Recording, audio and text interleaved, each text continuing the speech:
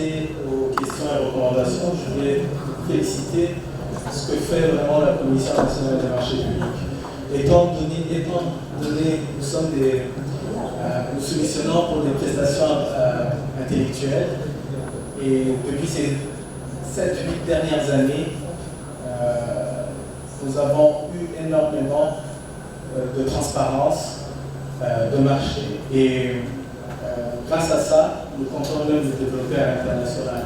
Et je pense que c'est l'une des résultantes de la Commission nationale des marchés, c'est un levier au développement économique du pays. Et ça, c'est un point non négligeable qu'il faut souligner. Deuxième point, je parcourais rapidement le rapport annuel d'activité. J'ai vu que la section 4, ventilation des marchés publics par source de financement, c'est vrai que beaucoup passent à la commission de marché, mais beaucoup ne passent pas forcément à la commission.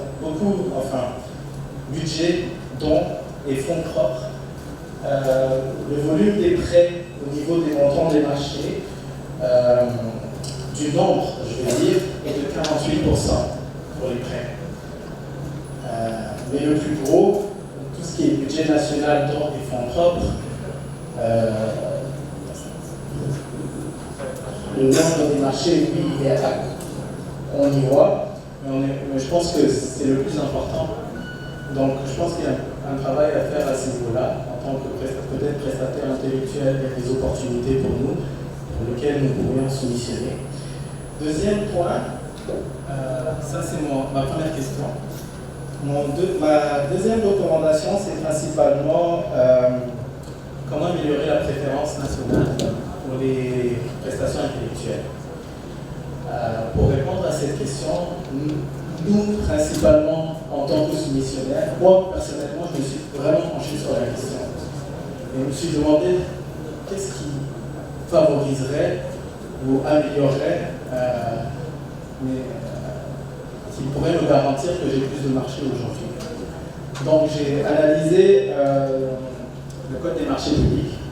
Il y a l'article 17.2.5 qui parle de la préférence nationale, qui dit une marge de préférence d'au plus 7,5% peuvent être accordées aux offres émanant des personnes physiques de nationalité djiboutienne. Premier point, c'est le peuvent être. Je pense que si on veut donner la préférence nationale, il faut enlever ce peuvent être. Il faut doit être. Je pense qu'il faut revoir ce taux aussi. 7,5%, c'est un taux très faible que je trouve. Donc, revoir ces mécanismes-là. J'ai énormément de recommandations, je peux même les partager, mais le temps nous est limité.